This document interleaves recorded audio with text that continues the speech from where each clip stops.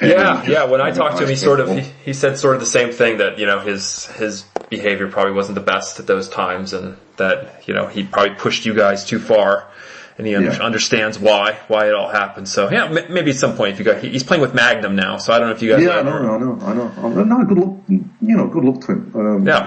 But it was just that particular time. It didn't. It couldn't work. Yeah, sure. That was it. So when we think about the self-titled album now, I mean, was it just a no-brainer to ask Jeff Singer to play? Well, Jeff Singer he'd always been there. He'd always been in our minds, actually. Yeah. Sort of halfway through Lee's tenure as drummer, we were already thinking, why didn't we choose Jeff and stuff? So yeah, it was absolute no-brainer really to get hold of him straight away, because we got on with him, he's a nice guy, great rock drummer, so it was kind of an easy choice really, Mm-hmm. Did you stay in touch with Jeff over the years since the audition? Not especially, no, but I think we did see him at a few things. We'd see him he was in a band called Kill to This, and right. We'd be on tour and we'd bump into them. I remember we did a European tour, and they were supporting Megadeth around Europe, and we kept crossing paths at different venues and different cities. So yeah, we bumped into him quite a few, the odd festival and things like that. So I mean, that's how you kind of keep touch with people in the music business. Usually at festivals or crossing paths on tour. I mean, there's all social media now, but there wasn't then, Mm-hmm. Yeah, back then. So when you got Jeff back in, he was not made a full-time member right away. Was that sort of maybe a reaction because you maybe made Lee a full-time member too quickly? Probably. Yeah. It was just protecting ourselves mainly, I think, at first.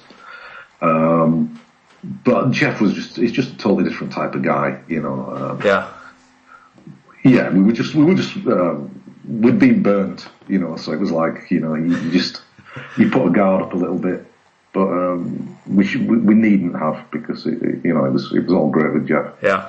I interviewed Jeff for the book, and I talked to Lee too, of course. And the sense I got from the two of them, they're two different style drummers. Lee can be pretty flashy, and he has a lot of cymbals, and he's really trying to do interesting stuff. Whereas Jeff is sort of like, he'll play for the song, he'll do whatever's needed for the song. Is that sort of how you felt about the two?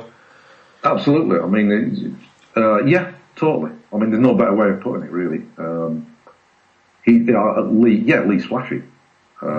He liked to be a showman sort of thing, and Jeff equally as good drummer in a different sort of way, and it was just this solid backbone to every song. He knew he was going to come up with the goods, and we used to say of Jeff that if you notice the drums, he's doing something wrong. Oh, okay, that's an interesting thing to say. Because everything he did was just right, it just fell into place, you didn't have to say anything to him about it. Just a really good feel. Yeah. The songs, and even when he's come back and he's done the odd gig with us over the years since, where we've needed a quick replacement for Adrian or something like that on a gig. He comes back in and it's like, wow, I'd forgotten that song had that feel, Sure, that's like the highest compliment you could pay to a drummer almost. Yeah, I mean, it's no disrespect to Adrian. It's just if a song was written with Jeff in mind, and then a drummer like Adrian takes over doing that song, it kind of takes on a different feel. Sure. And then when you hear the original version, you're like, oh wow, yeah, I'd forgotten it was like that. Yeah, absolutely. Yeah, absolutely.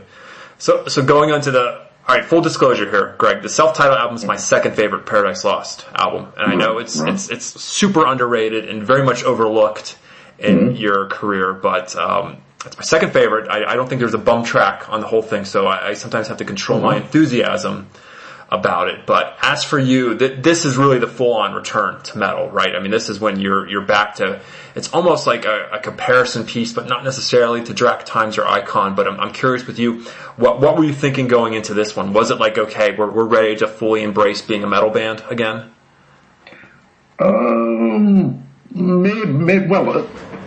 I think the main thing for me that changed me was actually doing the song Over the Madness, because... I love that song. that whole end set, middle to end, middle of the song to the end is an improvisation that Reese made me do. It didn't even have a lead on it when we went in the studio. Your whole solo, you mean? The whole solo was just going to be a string part.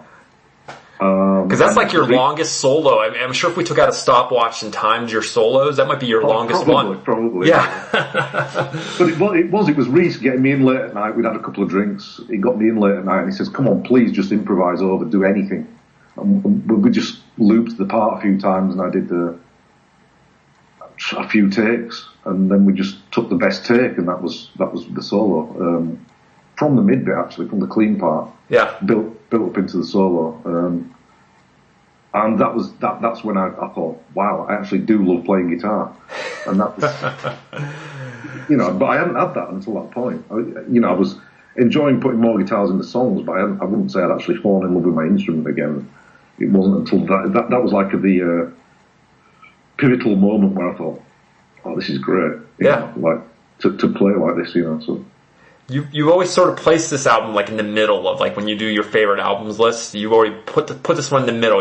I think you like it, but you're not like as gung ho about it as maybe some other people are, and maybe some other people feel the same. I mean, what's your overall take on this album now that we're a good 2005, 14 years? Because I really love some songs, and I'm not that keen on other ones, and it's usually the up-tempo stuff I'm not keen on. So the song Forever After I wouldn't particularly like. Yeah, and you made a video for that too.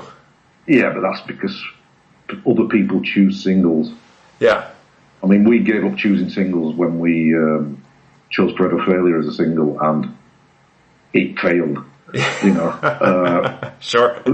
It's not commercially viable. We thought, this would make a great single, Forever Failure, and I'm sure there's a mountain of stock of it somewhere in Europe still.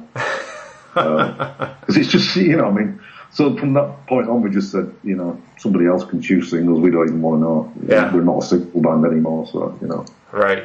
Forever After was probably one of my least favourite songs on the album, and that was got chosen as a single. Didn't look like Grey either, really. Oh, I love Grey.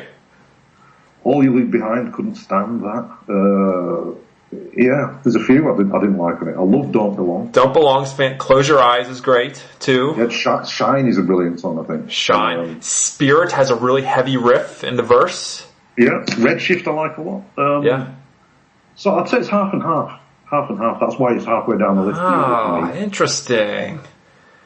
I never would have pegged it as that. But this is almost like the perfect marriage of what you're coming out from Symbol of Life and your roots, almost, at least with Icon and Drac Times. Do you see it that way?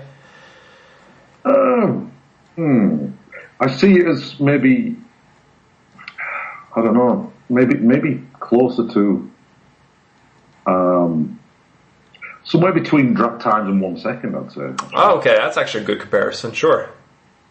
The album something like that, because it had it has some of the electronics and that experimentation going on when we start to do that with 1 Second. It also has some of the guitar parts, that I kind of was enthusiastic about at Draconian Times and just got back into doing this album. So Yeah, absolutely. What was the writing process like this? Did you work with Jeff a lot, like in your rehearsal room, coming up with the songs? We did, yeah. I'd usually come up with stuff. It was mainly, I think, piano based. How I wrote most of this. Oh, interesting. Okay. I think most of the record was written, on piano lines, piano melodies, and then I'd send to Nick, and Nick would sometimes do. Just piano lines over the top, and they'd turn into guitar parts, and some would turn into vocal parts. And I seem to remember around that time we were finding it much easier to build chords and chord progressions using keyboards, I guess, really, and then embellish them with drums and guitars and all the rest of it. Sure. I meant to ask you, with Jeff now in the band, what is the atmosphere in the band? Like, is it much more loose and relaxed now that he's a part of PL? Oh, absolutely, yeah, completely relaxed, yeah. Yeah, it was actually almost a pleasure to do. Yeah, that's interesting you say that, because for so long, if we go through like Host, through Believe in Nothing, and parts of Simple Life, you really weren't enjoying it, but now it's like you're starting to really enjoy it again. Yeah, I guess so, because the tour with Opeth